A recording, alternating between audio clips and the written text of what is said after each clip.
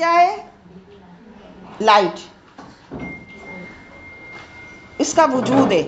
اب یہ بازار میں ایک لائٹ مل رہی ہے، فانوس مل رہا ہے کسی بھی طرح کی، اس کا جسم بک رہا ہے لیکن وہ جل نہیں رہا، بڑا خوبصورت ہے بھائی، وہ ویلیویبل ہے، تبھی تو آپ اس کو کس سے خرید رہے ہیں؟ نہیں، پیسوں سے۔ اس کو خریدنے کے لیے آپ کیا دے رہے ہیں؟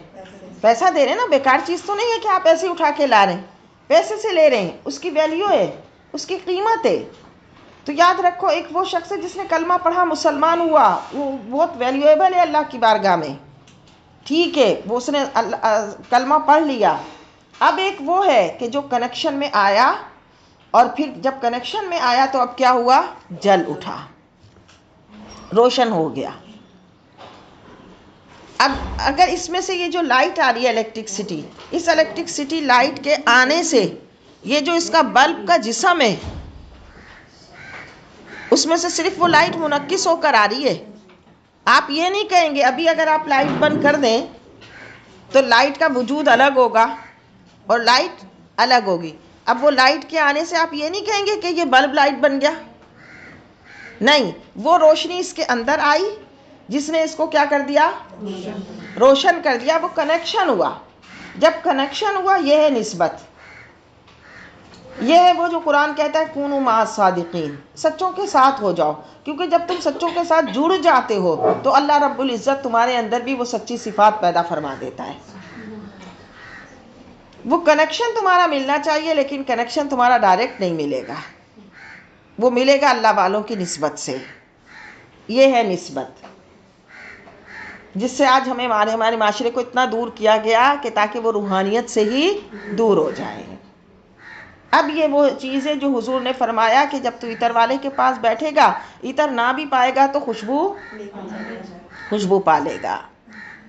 یہ وہ چیز تھی جس کے لیے بار بار کہا گیا کہ دوستی جس کو تو دوست بناتا ہے وہی تیرے لیے سب کچھ ہے، یعنی وہ تیری دوست بھی ہے اور تیری دشمن بھی ہے۔ کیسے کہ اگر برا دوست مل گیا تو تیری دشمنی، جیسے حضرت شیخ سعدی علیہ رحمہ فرماتے ہیں کہ اگر برا دوست مل گیا تو اس کی مثال تو اتنی بری ہے کہ سانپ کے ڈسنے سے بھی زیادہ، کیونکہ سانپ تجھے ایک بار ڈس کے چھوڑ دے گا، لیکن بری دوستی تجھے پوری زندگی ڈستی رہے گی، ہے کہ نہیں ہے؟ ہم معاشرے میں بھی دیکھتے ہیں، اگر کوئی نشے والے کے پاس بیٹھتا ہے، استغفر اللہ، آہستہ آہستہ وہ بھی وہی کرنے لگ جاتا ہے۔ کہاں سے سیکھتا ہے کوئی بھی نشہ؟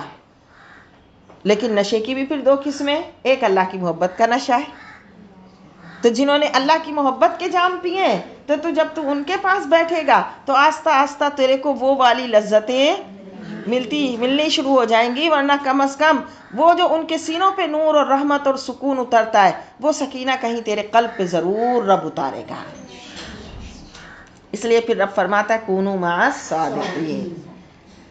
تو اب کیا فرمایا؟ قاضی ایاز اللہ رحمہ فرماتے ہیں کہ حضور علیہ الصلوۃ والسلام کی حیات ظاہری کے بعد بھی آپ کی تعظیم و توقیر ایسی ہی واجب ہے جیسی حیات ظاہر میں۔ اور کیا فرمایا؟ ان کے اللہ کے نبی صلی اللہ علیہ وسلم کی حیات و ممات میں کوئی فرق نہیں، انہیں حیات ابدی حاصل ہے، انہیں وہ پاور ہے پورے اس کا، وہ جو نور رحمت کا مین سسٹم وہاں سے چل رہا ہے، تو جو وہاں سے وابستہ ہوتا جا رہا ہے وہ بھی روشن ہوتا جا رہا ہے، لیکن وہ روشن ایسے نہیں ہوگا، بلب ڈائریکٹ جا کر ٹرانسفارمر میں نہیں لگ رہا، یا بلب کو آپ ڈائریکٹ یہ گھر کے مین سوئچ میں نہیں لگا رہے، آپ کے ٹرانسفارمر کے ذریعے آپ کے گھر میں بجلی آ رہی ہے، اور پھر گھر کے سسٹم کے ذریعے آپ کے بلب روشن ہو رہے ہیں۔ اللہ اکبر۔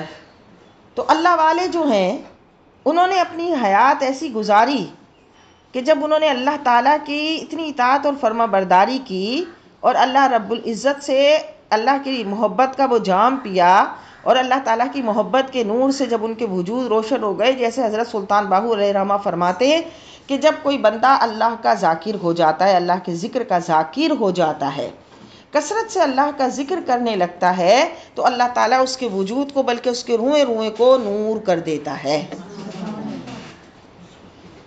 اس لیے پھر ایک ہے مٹی اور ایک ہے نور. یہ وجود تو کیا ہے؟ مٹی. لیکن جب یہ اللہ کے ذکر سے اور اللہ والوں سے وابستگی کے ساتھ، اس کنیکشن کے ساتھ جب یہ منور ہو جاتا ہے تو پھر وہ مٹی کیا ہو جاتا ہے؟ نور بن جاتا ہے. اس لیے اولیاء اللہ کی بارگاہوں میں جائیں تو وہاں نور اور رحمت محسوس ہوتا ہے. عام لوگوں کے پاس قبرستان میں جائیں تو وہاں مٹی نظر آتی ہے. اللہ کی قدرت دیکھو، یہاں سے کتنا فرق ہے. تو آپ کی حیات و ممات میں کوئی فرق نہیں، کیونکہ انہیں حیات ابدی حاصل ہے، اور آپ کی برکت سے جس کا کنیکشن آپ کے ساتھ ہو گیا اس کو بھی حیات